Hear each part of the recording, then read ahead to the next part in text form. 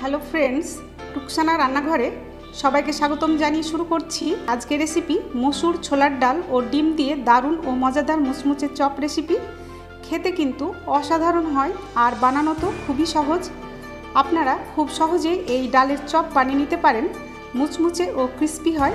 আপনারা অবশ্যই ইফতারে মুখরোচক চপটা বানাতে পারেন কিংবা সন্ধ্যের চায়ের সঙ্গেও এটা বানাতে পারেন। আশা করছি আপনাদের ভালো লাগবে। তাহলে চলুন দেখে নিই কীভাবে বানাচ্ছি। মসুর ডাল, ছোলার ডাল ও ডিম দিয়ে চপ বানানোর জন্য এখানে আমি মেজারিং কাপের হাফ কাপ মসুর ডাল নিয়ে নিয়েছি। এবার বোলের মধ্যে দিয়ে দেব, আর ছোলার ডালও দেব হাফ কাপ। এবার জল দিয়ে এগুলোকে ভালো করে ধুয়ে নেব 2 থেকে 3 বার। হাত দিয়ে কচলে কচলে ডালগুলো ধুয়ে নিতে হবে। ডালে অনেক রকম নোংরা থাকে, সেগুলো সহজেই বের হয়ে যাবে। জল বদলে বদলে ডালগুলোকে 3 বার ধুয়ে নিয়েছি বেশ পরিষ্কার করে। এবার জল দিয়ে ডালগুলোকে 3 থেকে 4 ঘন্টা ভিজিয়ে রাখবো। পর্যাপ্ত পরিমাণে জল দিয়ে ডালগুলোকে ভেজাতে হবে, যতটা লাগবে ততটা দিয়ে ভেজাতে হবে। আমি 4 ঘন্টা পর ফিরে আসছি। ডালগুলো 4 ঘন্টা ভিজিয়ে রাখার পর খুব ভালো করে ভিজে গেছে। একটা স্ট্রেনারে করে জল ঝরিয়ে নিয়েছি। এবার একটা মিক্সিং জারে ডালগুলো বেটে নেব শক্ত করে। খুব বেশি জল দেওয়া যাবে না, তাহলে ডালটা একটু পাতলা হয়ে যাবে। চপ বানানোর জন্য ডালটা আমি বেশ টাইট করে বেটে নিয়েছি। এবার একটা মিক্সিং বলে ডালটা নিয়ে নিচ্ছি। ডাল বাটাটা এখানে 1 কাপ পরিমাণ ডাল বাটা নিয়ে নিলাম। ডালটা টাইট করে বাটলে চপ খেতে ক্রিস্পি মুচমুচে হবে। ডাল বাটার মধ্যে এবার গ্রেট করে ডিমগুলো দিয়ে দেব। সেদ্ধ করে রেখেছিলাম আগে থেকে।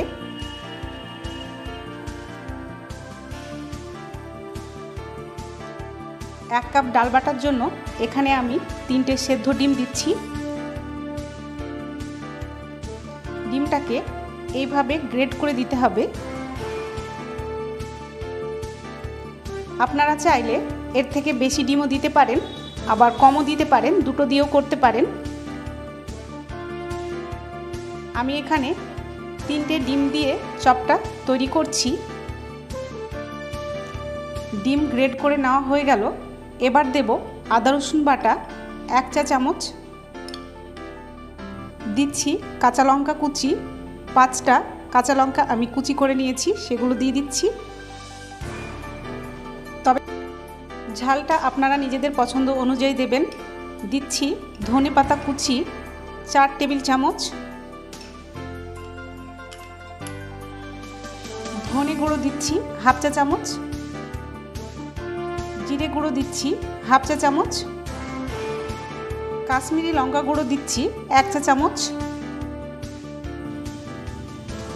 গরম মশলা গুঁড়ো দিচ্ছি 1 চা চামচ। এখানে আপনারা চাট মশলা ব্যবহার করতে পারেন। স্বাদ অনুসারে দেব লবণ,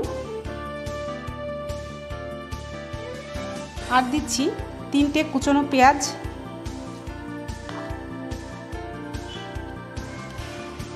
এবারে খুব ভালো করে হাত দিয়ে মিশ্রণটা মেখে নেব।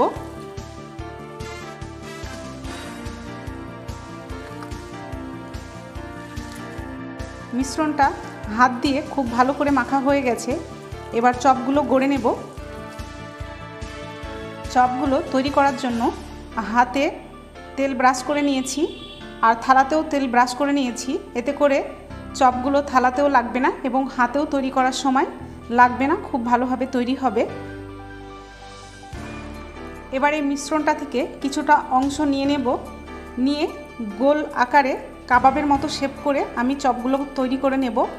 আপনারা যে কোনো শেপে তৈরি করে নিতে পারেন, কাটলেটের শেপেও তৈরি করতে পারেন। আমি কাবাবের শেপে তৈরি করব।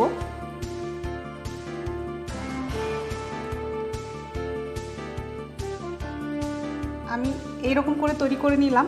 দেখুন একটা তৈরি হয়ে গেছে, রেখে দিচ্ছি থালায়। আমি আরেকটিও চপ তৈরি করে দেখাচ্ছি। প্রথমে এইরকম করে হাতে গোল করে নিয়ে একটু চাপ দিয়ে কাবাবে শেপ করে নিতে হবে।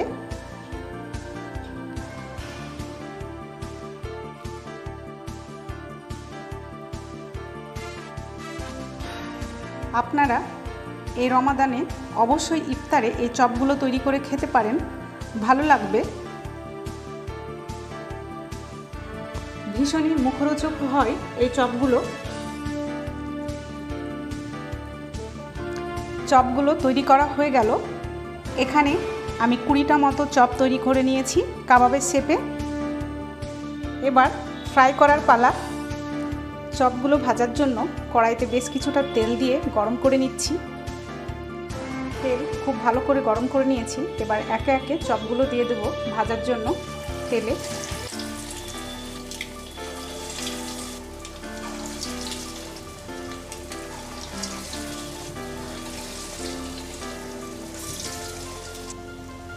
বেশ কয়েকটা ডিম ডালের চপ দিয়ে দিয়েছি।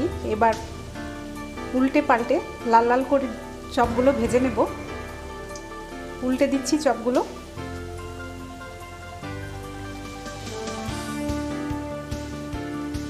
আর আমি চপগুলো মিডিয়াম ফ্লেমে ভাজছি।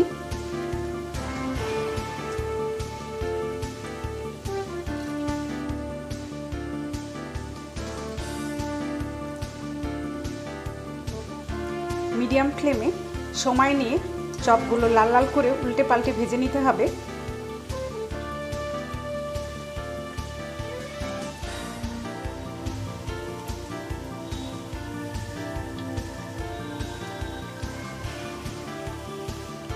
মিডিয়াম ফ্লেমে চপগুলো ভাজতে আমার 6 থেকে 7 মিনিট সময় লেগেছে। এবার আমি চপগুলো ভাজা হয়ে গেছে, এবার উঠিয়ে নিচ্ছি। তেল ঝরিয়ে চপগুলো এবার উঠিয়ে টিস্যু পেপারের উপর রেখে দেব।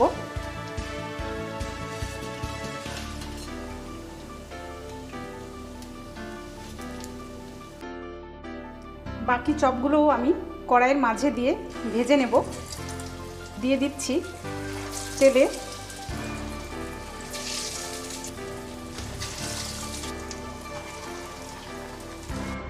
দ্বিতীয় ব্যাচ চপ ভাজার সময় এই ফেনাগুলো উঠছে ডিম দেবার কারণে। দ্বিতীয় ব্যাচে চপগুলোও আমি উল্টে দিচ্ছি।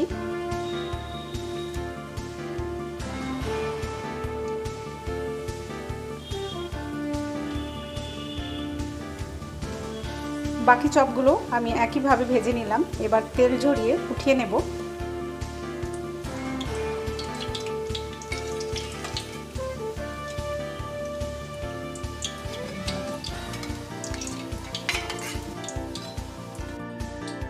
চপগুলো আমি সব ভেজে নিলাম। তৈরি হয়ে গেল আমাদের মসুর, ছোলার ডাল ও ডিম দিয়ে মুচমুচে চপ। আমি টমেটোর চাটনির সঙ্গে সার্ভ করেছি। আপনারা চাইলে ধনে পাতার চাটনির সঙ্গেও সার্ভ করতে পারেন। আশা করছি রেসিপিটা আপনাদের ভালো লেগেছে। ভালো লেগে থাকলে এই রমাদানে অবশ্যই ট্রাই করবেন আর আমাকে একটা লাইক সহকারে কমেন্ট করে জানাবেন। সেই সঙ্গে বন্ধুদের সঙ্গে রেসিপিটা শেয়ার করারও অনুরোধ রইল। সাথে চ্যানেলটাকে সাবস্ক্রাইব করে বেল আইকন ক্লিক করে অল করে দেবেন। সব আগে পেয়ে যাবেন নোটিফিকেশান। সবাই খুব ভালো থাকবেন। এতক্ষণ সাথে থাকার জন্য ধন্যবাদ।